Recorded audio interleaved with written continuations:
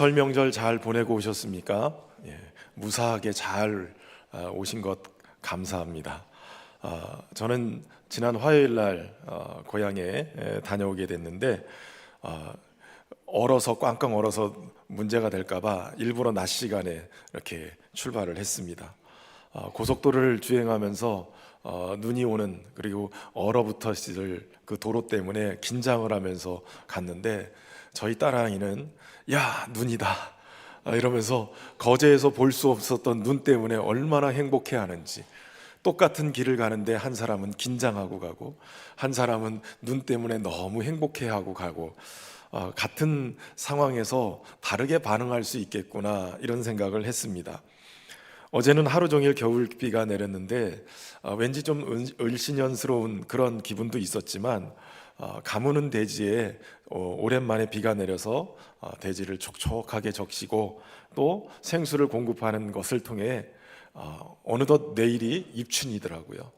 봄을 맞는 거예요. 봄이 벌써 가까이 와 있는 겁니다. 물론 좀 이번 주간에 조금 쌀쌀한 또 기운이 있다고 하는데, 그래도 이 어제의 비가 아마도 봄을 재촉하는 그러한 비가 되지 않을까, 이런 생각이 들어요. 소망하기는 얼어붙었던 우리의 심령에도 주님의 단비가 내리고 생명의 성령의 기운이 불어서 우리의 영혼에도 봄을 여는 그러한 복된 은혜가 있기를 주의 이름으로 축원합니다. 이렇게 계속될 것 같았던 추위에도 어느덧 자연은 봄을 맞을 준비를 하고 있습니다. 무엇보다도 만물의 창조자이신 하나님이 주님의 그 권능으로 여전히 세상을 다스리시고 인도해 가시는 것이죠. 그런데 그 하나님의 권능이 인간의 역사 속에 직접적으로 개입한 사건이 있습니다. 바로 이스라엘을 출애굽시켰던 오늘 본문의 이야기입니다. 저는 오늘 본문을 통해서 하나님이 우리에게 어떤 분이신지, 또 그분이 어떤 일을 행하시는지 오늘 말씀을 통해서 살펴보려고 합니다. 우선 첫 번째 살펴볼 것은 여호와 하나님은 찬양받으실 권능의 하나님이시라는 거예요. 천지를 창조하신 여호와 하나님은 그 창조의 힘을 권능으로 가지고 계신 하나님이십니다. 근데 그 권능을 가지고 하나님은 사람을 찾아오세요. 이스라엘의 믿음의 조상이라고 하는 아브라함에게 하나님이 찾아오십니다. 그리고 늙어서 아이를 가질 수 없는 그들에게 아들을 약속하시고 인도해 가십니다. 75세의 부름을 받은 아브라함에게 하나님은 그가 99세 때 다시 찾아오세요. 창세기 17장 1절에 보면 아브라함이 99세 때에 여호와께서 아브라함에게 나타나서 그에게 이르시되 나는 전능한 하나님이라 너는 내 앞에서 행하여 완전하라 라고 얘기하세요. 하나님께서 아브라함에게 자신을 누구라고 소개하고 있냐면 전능한 하나님, 전능한 하나님이라고 소개하고 있어요. 이 전능한 하나님이라는 말은 엘샤다이라는 말인데, 이것은 인간의 한계를 뛰어넘는 하나님의 약속을 믿는 아브라함에게 아들을 주시겠다는, 불가능을 가능으로 바꾸시는 하나님의 전능하심을 나타내는 이름인 거예요. 그리고 이 전능하신 하나님은 아브라함과 이삭과 야곱의, 요셉으로 이어지는 이 이스라엘의 족장들, 그들과 하나님이 언약을 맺으셔서 그들을 지키시고 돌보실 뿐만 아니라 모세 시대까지도 하나님은 전능한 하나님으로 그들에게 역사하신 거예요.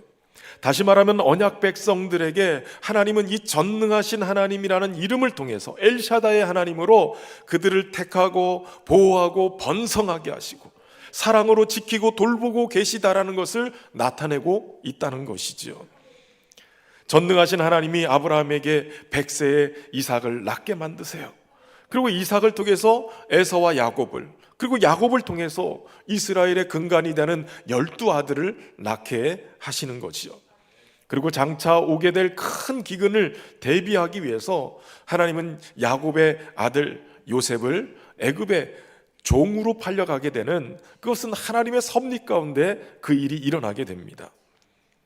그런데 이 전능하신 하나님은 바로 이 애굽에 있는 하나님 앞에서 믿음으로 살아내려고 몸부림을 치는 요셉과 함께 하셨어요.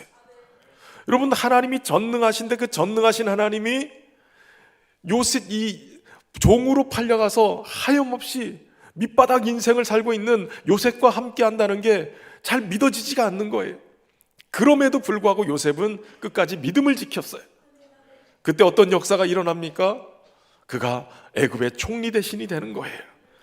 7년의 풍년의 곡식을 모아두게 하고 7년의 흉년의 이 가뭄을 견디며 그 국가를 열어서 주변 나라의 백성들까지 먹이고 살리는 그 일을 하게 되는 것이에요. 전능한 하나님이 함께 하실 때 이런 역사가 일어나죠. 이때 기근에 먹을 양식을 구하러 찾아온 야곱의 가족들, 그들을 애굽으로 불러서 그곳에서 정착하고 보호함을 받고 살게 만드신 거예요. 이제 세월이 흘러서 요셉을 모르는 왕이 등장하고 어느덧 애굽에 있는 이스라엘 백성들은 강성해진 거예요. 이것을 견제하면서 그들은 어느 순간에 이스라엘 백성들을 노예로 만들어버려요. 오랜 노예 생활, 400여 년이 흐르는 동안에 이 노예 생활을 하게 되면서 그들은 하나님이, 이 전능하신 하나님이 우리를 버렸다, 전능하신 하나님이 우리와 상관이 없다, 이렇게 생각하기 시작했을 거예요. 그런데 어느 날 하나님이 모세를 떨기나무 불꽃 가운데 찾아가셔서 이렇게 말씀하시는 거예요. 출애굽기 3장 7절에서 8절인데 우리 같이 한번 읽어볼까요? 여호와께서 이르시되 내가 애굽에 있는 내 백성의 고통을 분명히 보고 그들이 그들의 감독자로 말미암아 부르짖음을 듣고 그 근심을 알고 내가 내려가서 그들을 애굽인의 손에서 건져내고 그들을 그 땅에서 인도하여 아름답고 광대한 땅, 젖과 꿀이 흐르는 땅, 곧 가나안 족속, 헷 족속, 아모리 족속, 브리스 족속, 히위 족속, 여부스 족속의 지방에 데려가려 하노라. 아멘. 모세에게 지금 하나님이 뭐라고 말씀하시는 거예요? 그들을 내버려 두고 400년 동안 주님이 귀 닫고 눈 감고 계셨던 것이 아니었어요. 내 백성의 고통을 분명히 보고 그들의 부르짖음을 듣고 그들의 근심을 알고 내가 내려가서 그들을 그곳에서 건져내어 인도하겠다라는 거예요. 여러분, 하나님은 오늘도 우리의 고통에 귀를 막고 눈을 감고 계신 분이 아니에요. 우리의 고통을 분명히 보고 계시고 우리의 신음소리에 귀 기울이고 계시고 우리를 구하기 위해 내려오시는 분이세요. 그렇게 내려오신 하나님은 모세를 찾으시고 모세를 그 백성들을 인도할 인도자로 세워서 보내시는 거예요. 9절에서 10절에 이제 가라, 이스라엘 자손의 부르짖음이 내게 달하고 애굽 사람이 그들을 괴롭히는 학대도 내가 보았으니 이제 내가 너를 바로에게 보내어 너에게 내 백성 이스라엘 자손을 애굽에서 인도하여 내게 하리라. 하나님은 모세를 보내신 것처럼 우리를 구원하기 위해서 예수 그리스도를 이 땅에 보내신 거예요. 모세는 이 전능하신 하나님으로부터 부름을 받아서 애굽에서 신음하던 하나님의 백성을 구해내려고 바로 앞으로 가게 됩니다. 이 바로 앞에 그는 하나님이 내리시는 10가지 재앙을 통해서 결국 이스라엘 백성을 애굽에서 출애굽할 수 있도록 빠져나올 수 있도록 그렇게 만들어 놓았죠. 이스라엘 백성은 6월절에 보찜을 메고 양고기를 급하게 굽고 그리고 무교병을 먹으면서 탈출을 하게 됩니다. 그리고 그들은 홍해 앞에 도착하게 되는 거예요. 그런데 언급결에 이스라엘 백성을 보내준 이 바로가 제정신을 차리고 이스라엘을 다시 공격하기 위해서 병거 600대를 끌고 그들을 추격하게 됩니다. 탈출한 이스라엘 백성이 홍해 앞에 서 있게 되고 막막하게 앞에 가로막고 있는 홍해, 뒤에서는 600대의 병거를 싣고 찾아오고 달려오는 이 애굽의 병사들 맞이하고 있는 거예요. 하나님이 우리를 여기까지 인도하시고 무기력하게 우리를 내버려 두시는 건가? 아니었어요. 하나님은 모세에 든 이 지팡이를 신호로 해서 밤새도록 동풍이 불게 해서 앞을 가로막고 있는 홍해를 둘로 갈라놓습니다. 그리고 이스라엘 백성을 이 바닷길을 통해서 건너가게 하시는 거예요. 그것으로 끝난 게 아니죠. 백성이 다 건너고 뒤쫓아오는 병거가 홍해 안에 들어갔을 때 하나님은 이 애굽의 군대를 물을 닫아서 수장을 시켜버리시는 거예요. 이때 이스라엘 백성들이 하나님이 행하신 일들을 보면서 하나님을 경외하고 하나님을 찬송하게 되는 거예요.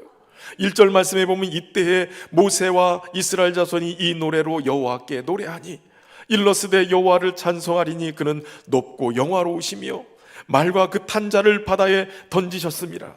4절에 보면 그가 바로의 병거와 그의 군대를 바다에 던지셨으니 최고의 사령관들이 홍해에 잠겼고 깊은 물이 그를 덮으니 그들이 돌처럼 깊음 속에 가라앉았도다 라고 얘기해요. 자신들이 눈앞에서 하나님이 행하시는 것이 보이니까, 그들을 구원하시고 놀랍게 역사하시는 하나님을 경험하니까 하나님을 찬양하지 않고는 견딜 수 없게 되는 거예요. 여러분, 찬양은 구원받은 자들이 구원하신 하나님 앞에 올려드리는 반응이에요. 반응, 응답이에요. 하나님이 이렇게 하셨습니다. 이스라엘 백성들이 출애굽 당시에 라암셋에서 보찜을 싸고 출발했을 때, 그래 10가지 재앙 통해서 드디어 바로가 무릎을 꿇었구나, 하나님을 찬송하자 이러지 않았어요. 그들은 정신없이 나왔어요. 하나님을 찬양했다는 기록이 없어요. 그런데 오늘 본문에는 그들이 홍해를 건너고 뒤따라오던 애굽의 군대가 수장됐을 때, 그들이 완전히 구원받았을 때 그들은 하나님을 향해서 찬양을 올려드리는 거예요. 춤을 추며 기뻐하며 주님을 찬양하는 거예요. 하나님의 구원을 눈으로 보고 그들은 그들의 대적이 완전히 멸망한 것을 보면서 그들의 위협으로부터 완전히 자유롭게 된 것을 깨달으면서 하나님을 찬양하는 거예요. 그저 육적인 건짐을 받아서뿐만 아니라 영적으로 그들이 전능하신 하나님이 우리의 하나님으로 내 삶 속에 권능으로 역사하셨다는 사실을 깨달으면서 자연스럽게 하나님을 찬양하게 되는 거죠. 하나님이 명령해서도 아니에요. 그들 스스로가 자발적으로 자원하는 마음으로 하나님을 그렇게 찬양하는 거예요. 여러분, 구원받는 자들이 기쁨으로 하나님께 응답하는 것, 이게 찬양인 거죠. 우리가 예배하러 나와서 하나님을 찬양하는 자세가 바로 그것이에요. 하나님이 우리를 구원하셨다. 전능하신 주님의 손이 우리를 여기까지 인도하셨다. 우리의 찬양이 그런 고백이 되기를 주의 이름으로 축원합니다.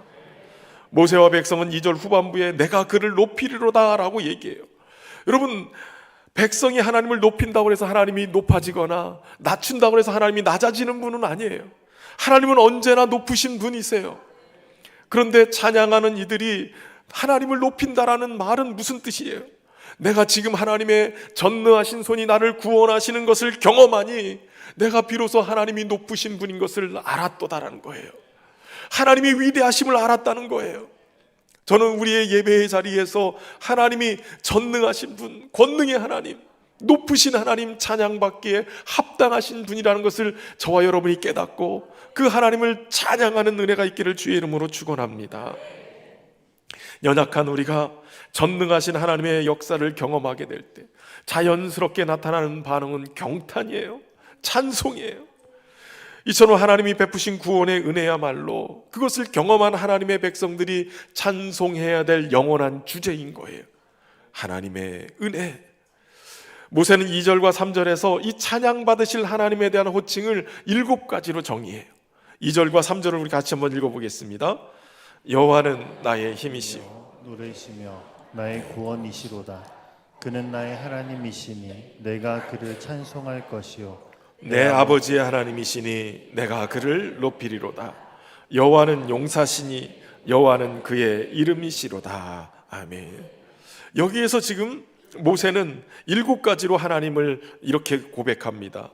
나의 힘이시오, 나의 노래시오, 나의 구원이시고 나의 하나님이시고 내 아버지의 하나님이시고 용사이시고 여호와이시다라는 거예요. 근데 여기에 특별히 인상적인 표현이 2가지가 있어요. 하나는 나의 노래, 또 다른 하나는 내 아버지의 하나님이라는 거예요.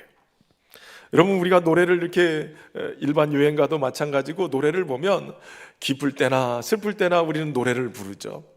기쁠 때는 기쁨의 정서로 기뻐하는 그러한 가사들을 가지고 노래를 해요. 슬플 때는 또 마음이 울적해서 그래서 그 울적한 마음의 노래를 부르기도 해요.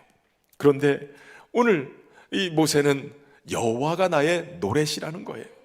그 얘기는 무슨 얘기냐면 내 인생에 우여곡절이 찾아오고 기쁠 때나 슬플 때나 하나님은 나의 노래가 되신다는 거예요. 내 삶의 인생의 사계절에 우리의 인생에 노래가 되시는 분은 하나님이시라는 거예요. 저와 여러분의 찬양의 대상이 오직 우리의 인생의 모든 삶의 자리 속에 주님을 노래할 수 있기를 주의 이름으로 축원합니다. 또 하나 내 아버지의 하나님이라고 고백하고 있는데, 여러분, 이 내 아버지의 하나님이라는 말은 내 조상들의 하나님이라는 뜻이에요. 하나님이 모세를 찾아와 만나실 때 하나님 자신을 뭐라고 소개하냐면, 나는 너의 조상들의 하나님, 아브라함과 이삭과 야곱의 하나님이다 라고 얘기하세요. 출애굽기부터 1장부터 계속해서 하나님은 그 조상들의 하나님이시다 라고 자신을 소개하고 있어요. 여러분, 이 말은 하나님이 지금 이스라엘을 구원하기 위해서 애굽까지 찾아오신 이유, 그들에게 이 놀라운 구원의 역사를 베풀어 주신 이유를 분명하게 얘기하고 있는 거예요. 그 얘기는 무슨 얘기냐면, 내가 아브라함과 이삭과 야곱에게 언약을 맺을 때 했던 그 약속을 내가 기억한다는 거예요. 내가 너와 너의 자손을 통해서 열방이 복을 받게 하겠다라고 약속하셨는데, 그 부모들의, 그 조상들의 하나님 섬기는 것을 기억하고 애굽까지 내려와서 그들을 건지셨다라는 얘기예요. 여러분, 우리는 때로는 우리의 자손들에게 좋은 것 주기 위해서, 또 때로는 엄청난 돈이나 아파트나 이것들 유산으로 남기기 위해서 열심히 살아요. 근데 그것보다도 더 중요한 게 있어요. 우리의 후손들을 위해서 가장 현명하고 확실한 투자해야 될 것은 바로 내가 신앙생활 잘하는 거예요. 왠지 아세요? 오늘 본문의 말씀에 의하면 하나님은 내 아버지의 하나님이신 거예요. 내 아버지의 하나님, 내 부모님이 잘 섬겼던 그 하나님, 부모님의 신앙생활을 보시고 하나님은 그 자손들을, 고통 속에 신음하는 그 자손들을 구하게 찾아오셨다는 거예요. 그러니까 오늘 저와 여러분이, 우리는 오늘을 믿음으로 잘 살면 우리의 자녀들이 어려울 때 하나님이 우리에게 하신 약속을 기억하고 찾아가시는 거예요. 이스라엘 조상들의 믿음을 보시고 그들의 후손을 구원한 것처럼 오늘 하나님은 그 백성을 기억하시고 찾아가신 거예요. 이 사실을 깨닫고 저와 여러분이 우리의 믿음의 조상이 있는 것으로 인해서 감사하고, 오늘 또 내가 열심히 믿음을 살아내서 우리의 후손들에게 하나님이 나의 아버지의 하나님이시다라고 고백할 수 있는 은혜가 있기를 주의 이름으로 축원합니다. 두 번째 깨닫는 진리는, 하나님은 그 권능으로 자기 백성을 구원하신다는 거예요. 전능하신 하나님은 그분의 권능을 오직 하나님의 백성을 구원하기 위해서 사용하세요. 그들을 건지시기 위해서 하나님은 주의 오른손에 권능을 가지고 영광을 나타내세요. 6절 말씀에 보면 여호와여 주의 오른손이 권능으로 영광을 나타내시니이다. 여호와여 주의 오른손이 원수를 부시니이다 라고 고백하고 있어요. 여러분, 바로의 군대는 당시에 가장 강력한 패권 국가였기 때문에 거대한 군대, 막강한 군사력을 가지고 있었어요. 그들이 가지고 있는 최첨단 무기, 병거를 가지고 이끌고 그것으로 무장하고 이스라엘 백성을 추격을 했습니다. 최정예 병사를 선발했고 최고의 지휘관들을 모두 모아서 총동원을 했어요. 엄청난 굉음과 흙먼지를 일으키며 홍해 앞까지 따라온 거예요. 그런데 그들은 하나님이 덮으신 물에 돌처럼 가라앉고 말았어요. 돌은 땅에 있을 때 크고 무거울수록 더 강하지만 물에 던져지면 제일 먼저 가라앉고 무거울수록 깊이 가라앉게 되어 있어요. 세상의 것을 자랑하고 강력한 능력을 자랑하지만 세상의 강함은 전능하신 하나님 앞에 너무나도 약한 것이 되고, 세상의 지식을 가지고 지혜를 가지고 자랑한다 할지라도 하나님 앞에는 보잘것없는 거예요. 그래서 사도 바울은 고린도전서 1장 25절에 이렇게 고백하죠. 하나님의 어리석음이 사람보다 지혜롭고 하나님의 약하심이 사람보다 강하니라. 우리를 건지시고 구원하시는 전능하신 하나님은 이렇게 강하신 분이세요. 심지어는 오늘 8절에 보면 주의 콧김에 물이 쌓이되 파도가 언덕같이 일어서고 큰 물이 바다 가운데 엉기니이다 라고 얘기해요. 여기서 콧김이라는 단어는 분노를 뜻하는 거예요. 사람이 화가 나면 콧바람을 내듯이 하나님이 애국 군대들을 향해서 분노하셔서 콧김을 발하시는 거예요. 그러자 막강한 동풍이 불어서 홍해가 좌우로 벽이 되고, 그리고 애국의 병사들이 나름대로는 구절 말씀처럼 내가 뒤쫓아서 따라가서 탈취물을 나누리라, 내가 그들로 말미암아 내 욕망을 채우리라, 내가 내 칼을 빼서 내 손이 그들을 멸하리라 하고 따라왔어도 하나님이 콧김으로 바람을 일으키시니까 바다가 덮이고 애국 군사가 납처럼 가라앉게 된 거예요.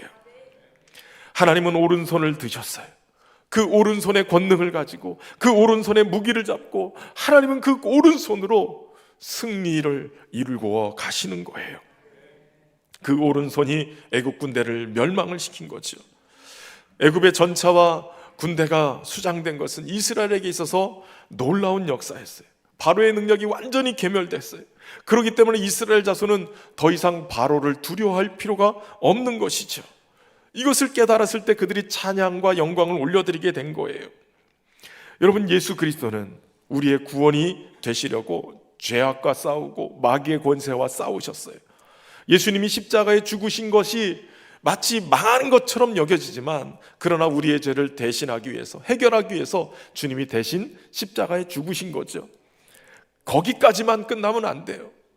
하나님은 예수님이 의로우신 분으로 대신 죽으셨음을 아시고 무덤에서 예수님을 3일 만에 부활시키셨어요. 그것이 우리의 죄가 해결됐다는 사인이에요. 예수님이 의로우신 분이시라는 것을 사인으로 나타낸 것이에요. 예수님은 마귀의 일을 멸하기 위해서 오셨고 마귀의 권세인 이 사망 권세를 깨트려 버리고 죄와 저주에서 우리를 건져내신 분이세요. 더 이상 마귀를 두려워할 필요가 없는 거예요. 더 이상 죄와 사망의 권세를 두려워할 필요가 없는 거예요. 이스라엘을 뒤쫓던 애굽의 군대가 홍해에 빠져 죽음으로 이스라엘 백성이 이 죽음의 위기를 벗어나서 그 영향력에서 완전히 벗어나게 되는 거죠. 자유함을 입는 거예요. 그렇기 때문에 우리는 예수님과 함께 십자가에서 같이 죽고 예수님과 함께 무덤에서 부활한 생명으로 살게 됐기 때문에 더 이상 마귀의 죄와 사망의 영향력으로부터 영향을 받지 않게 되는 거예요. 두려워할 필요가 없는 거예요. 예수님 때문에 완전히 자유한 영혼이 된 줄로 믿으시길 바랍니다.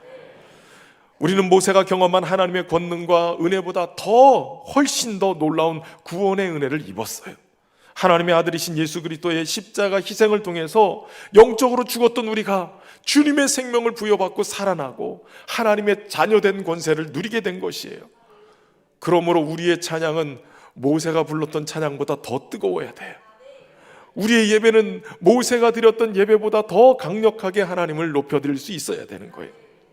어떤 상황 속에서도 하나님의 백성을 권능으로 구원해내시는 주님은 몇천 년 전에 이스라엘 백성을 홍해에서 건져내 구원하신 그 역사를 오늘도 예수 그리스도와 함께 주의 영이신 성령님과 함께 우리의 삶의 모든 자리에서 우리를 건져내시는 권능의 하나님인 것을 여러분 믿으시길 바랍니다.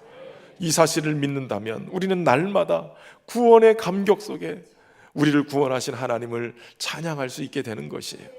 그런 은혜를 날마다 고백하고 그 간증을 써내려가는 간증의 주인공들 되기를 주의 이름으로 축원합니다.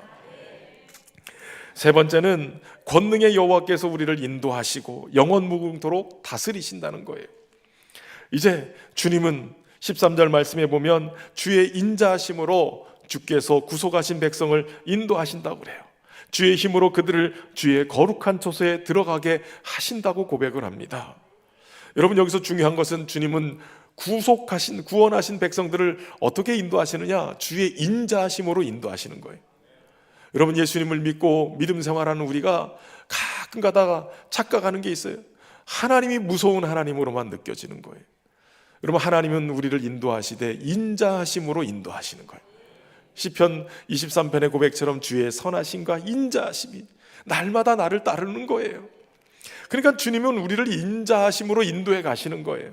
하나님을 두려워서 섬기지 말고 주의 사랑과 인자하심 때문에 감격해서 섬기는 저와 여러분 되길 바랍니다. 그 백성을 인도하시는데 어디로 인도하시냐면 주의 거룩한 처소로 인도하는 거예요. 이 거룩한 처소가 무엇을 의미할까? 학자들이 세 가지로 분류를 해요. 첫 번째는 바로 잠시 후에 모세와 백성들이 도착할 시내산을 얘기한다는 거예요. 그곳에서 모세는 하나님을 만나고 또 그곳에서 백성들과 함께 훗날 하나님의 말씀을 또 받게 되어지죠. 그리고 두 번째는 약속의 땅 가나안을 얘기한다는 거예요. 하나님이 그 백성들에게 선물로 주시겠다 약속하신 그 땅, 그것을 얘기한 것 아니겠느냐는 거예요. 세 번째는 성전을 뜻하는데 솔로몬이 세운 건축한 이 성전, 하나님은 그것을 하나님이 거하실 처소로 삼으신다고 그랬잖아요. 그런데 이 말씀 중에 오늘 이 하나님이 인도하신다는 주의 거룩한 처소에 들어가게 하는 것이 무엇이냐? 저는 이 세 가지가 다라고 봐요. 첫 번째는 그들이 앞으로 바로 들어가서 하나님을 예배하고 또 하나님의 그 예배자로 계약을 맺는 신의 산. 모세는 하나님을 만났던 그 장소로, 하나님이 자신과 함께했던 그 장소로 이스라엘 백성을 이끌고 가길 원했어요. 이 백성들도 하나님의 임재를 경험하고 말씀하시는 하나님, 나를 보내신, 그래서 그들을 건져내신 그 하나님을 이스라엘 백성이 함께 예배 가운데 주님을 만나기를 원했어요. 그리고 그들을 이끌어서 하나님이 약속하신 가나안 땅, 그곳에 정착하며 그곳에서 함께 하시는 하나님을 경험하기를 원했고요. 그리고 솔로몬 성전에 함께 임재하셔서 이스라엘 백성을 지키고 구원하기를 원하시는 거예요. 이스라엘 백성을 구원해내신 이유는 하나님을 섬기는 예배자로 세우기 위함이에요. 그들이 거룩한 성전이 되게 하기 위함인 거예요. 여러분, 우리의 예배는 형식적인 예배가 아니라 하나님과의 만남, 우리를 건지시고 구원하시고 오랫동안 기다렸던, 여러분 고향 땅에 갈 때 오랫동안 기다렸던 부모님, 형제들이 반갑게 맞이하는 것처럼 하나님이 우리를 맞이하시고 또 그 안에서 교제하고 행복해지는 거예요. 그런 예배가 되기를 주의 이름으로 축원합니다. 그곳까지 하나님은 우리를 인도해 가시는데 어떻게 인도하시냐? 오늘 14절부터 16절까지의 말씀을 보면 기가 막힌 하나님의 방법이에요. 여러 나라가 듣고 떨며 블레셋 주민이 두려움에 잡히며 에돔 두령들이 놀라고 모압 영혼이 떨림에 잡히며 가나안 주민이 다 낙담하나이다. 놀람과 두려움이 그들에게 임함에 주의 팔이 크므로 그들이 돌같이 침묵하여 싸우니 여호와여, 주의 백성이 통과하기까지, 곧 주께서 사신 백성이 통과하기까지였나이다 라고 고백해요. 출애굽하는 그 모든 10가지 재앙의 사건들을 주변 나라들이 들었어요. 홍해를 가르고 또 그 백성을 건져낼 뿐만 아니라 뒤따라오던 애굽의 강력한 군대도 몰살시킨 이야기도 들었어요. 그 주변의 나라가 이미 듣고 떨고 두려움에 사로잡히고 놀라서 떨림으로 낙담까지 했다는 거예요. 하나님이 이스라엘이 이제 가나안 땅을 향해서 갈 때 그 주변의 대적자들이 꼼짝 못하도록 이미 마음을 녹아내리게 만들었다는 거죠. 여러분, 사실 그 두려워하는 대적자들은 이스라엘이 용맹스럽기 때문에 두려워한 게 아니었어요. 그들은 군사훈련도 제대로 받지 못했고 아무런 장비도 갖추지 못했어요. 그저 바로의 군대 앞에 오합지졸에 불과한 모습이었단 말이죠. 그렇게 무기력한 이스라엘 백성을 맞이했던 바로의 군대가 그렇게 몰살당한 것은 이스라엘이 잘나서가 아니에요. 그들과 함께 하시는 전능하신 하나님, 권능의 오른손으로 붙들고 계신 그 하나님 때문이었어요. 그 위대하신 하나님이 그들과 함께하고 그들의 편이 되어주시니 감당할 수가 없는 거예요. 이번 주변 사람들이 듣고 대적들이 듣고 두려움에 떨림 속에 살아가는 거예요. 근데 신앙생활을 하면서 어떤 분들은 두렵고 떨림으로 사는 사람들이 있어요. 주변의 환경과 상황 때문에 낙심하고 주저앉는 사람들이 있어요. 여러분, 두렵고 떨리고 낙심하는 것은 우리에게 주신 정서가 아니라 대적자들이 받아야 될 정서예요. 도리어 우리를 넘어뜨리려고 하고 우리를 주저앉히려고 하는 마귀의 세력들, 악한 영의 세력들이 두렵고 떨림으로 낙심하게 되는 거예요. 우리는 주님의 강한 손이 붙들고 인도하시기 때문에 주님과 함께하는 그 길, 주님이 인도하시는 그 길을 따라가다 보면 때로는 유혹하고 핍박하고 여러 어려운 일들이 있을지 모르지만, 우는 사자와 같이 교회를 삼키려고 마귀가 달려들지 모르지만 이미 예수님이 십자가에서 죽으시고 부활하심으로 마귀의 세력들의 이빨을 뽑으시고 발톱을 다 뽑아버리셨어요. 침묵할 수밖에 없도록 주님의 인도하심을 따라가다 보면 으르렁하고 달려들지 모르지만 다 목줄 걸린 강아지 마냥 건들지 못하는 거예요. 가는 동안 염려하거나 두려워하지 마십시오.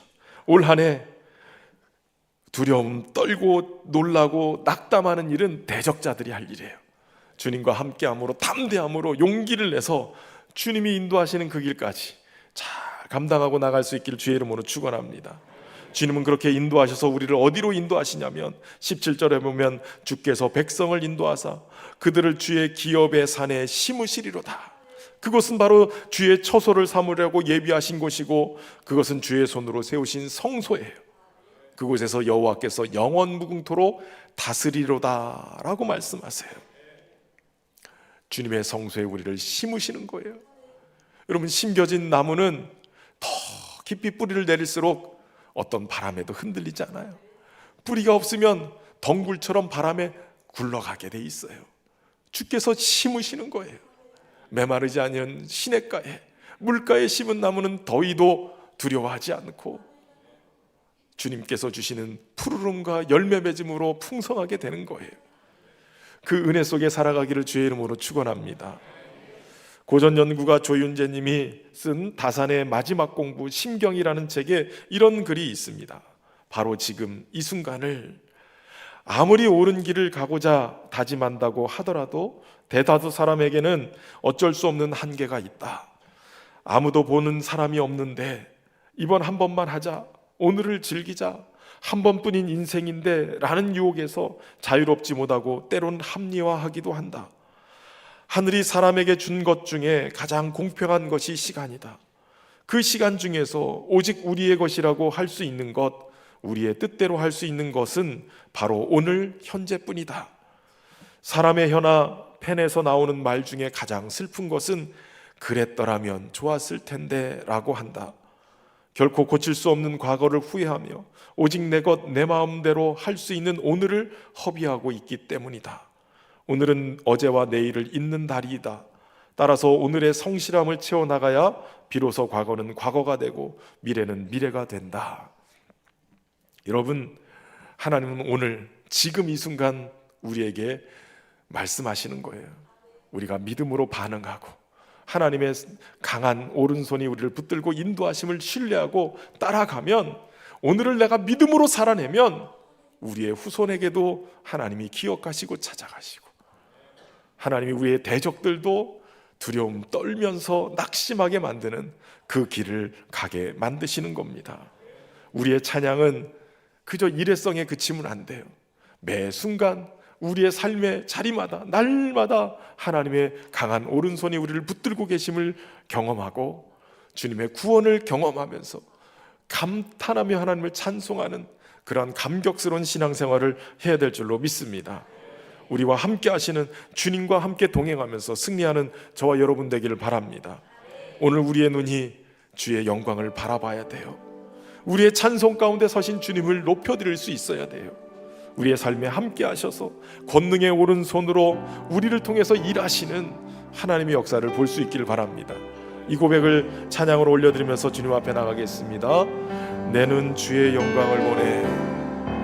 내 눈 주의 영광을 보네.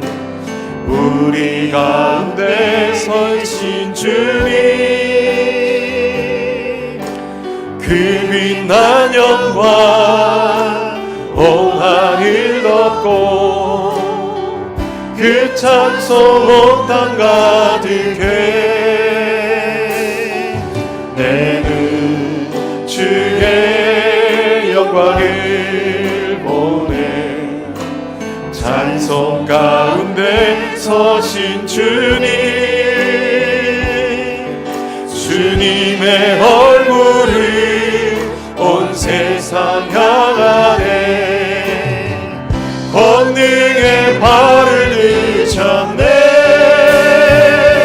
주의 영광 이곳에 가득해. 우린 선의 주님과 함께 찬양하며 우리는 전진하리. 모든 열방 주 볼 때까지 하늘 아버지 우리 새롭게 하사 열방 중에서 주를 섬기게 하소서. 모든 나라 일어나 찬송 부르며 영광의 주님을 보게 하소서. 주의 영광 이곳에 가득해. 우린 선의 주님과 함께 찬양하며 우리는 전진하리. 모든 열방 주 볼 때까지.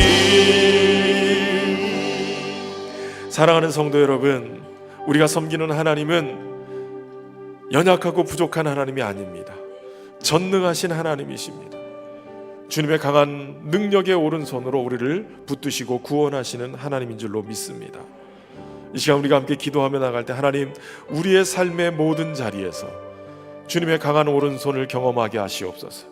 권능의 손으로 구원을 경험하게 하셔서 하나님을 찬송하는 인생이 되게 하여 주옵소서. 우리의 믿음을 견고히 하셔서 우리의 자손들까지도 하나님을 높여드리는 그러한 신앙의 대를 이어갈 수 있도록 은혜 베풀어 주옵소서. 우리를 통해 주님 일하시옵소서. 우리 합심해서 함께 기도하며 나가겠습니다. 살아계신 아버지 하나님, 전능하신 아버지, 권능의 오른손으로 우리를 붙드시고 인도하시는 주님, 주님을 높여드립니다. 세상이 두려워하고 떨며 낙심하는 그 이유는 하나님이 우리와 함께 하심을 믿습니다. 주님, 오늘도 우리가 주님의 은혜 앞에 서게 하시고 주의 강한 오른손으로 붙잡혀 사는 인생 되게 하여 주옵소서. 우리의 삶을 우리를 넘어뜨리고 낙심하게 만드는 악한 역사를 밟고 믿음으로 주님께 반응하며 찬송하며 전진하게 하시고, 하나님, 오늘도 우리의 삶의 구원의 역사를 이루시는 하나님을 간직하며 높이는 인생이 될 수 있도록 주여 역사하여 주옵소서. 육신의 질병으로 묶여있는 영혼들이 자유함을 얻게 하여 주옵소서. 어둠의 권세가 세력을 잃게 하여 주시고, 시절적인 문제를 인하여 어려움을 가고 있는 하나님, 은혜를 베푸셔서 자유하게 하여 주시옵소서. 영적인 묶임과 삶의 모든 삶의 자리의 묶임들이 풀어지게 하시고, 주님으로 말미암아 구원을 얻고 찬송하는 인생 되게 하시고, 하나님 인도하심을 따라 살게 하여 주시옵소서. 주님을 높여드립니다. 찬양합니다. 전능하신 하나님 아버지, 오늘도 주님의 강한 오른손으로 주의 백성들을 붙드시고 주님의 권능의 손으로 불가능을 가능하게, 오늘도 신음하고 고통하는 자를 건지셔서 하나님의 구원의 백성으로 세워주심에 감사를 드립니다. 주님, 올 한 해 우리의 삶의 모든 자리에서 주님의 강한 오른손을 경험하고 주님의 구원을 경험하고 하나님을 나의 하나님으로 고백하며 찬송하는 역사가 있게 하여 주옵소서. 뿐만 아니라 오늘을 믿음으로 잘 살아내서 우리의 후손들까지도 하나님을 잘 경외할 수 있는 은혜의 역사가 쓰여지게 하시고, 우리를 통해서 하나님의 교회가 더욱 부흥하고 성장함으로 이 지역사회를 살려가며 하나님 나라를 확장해가는 은혜가 있도록 축복하여 주옵소서. 주의 영광이 가득한 우리가 되게 하여 주옵소서. 예수님의 이름으로 기도하옵나이다.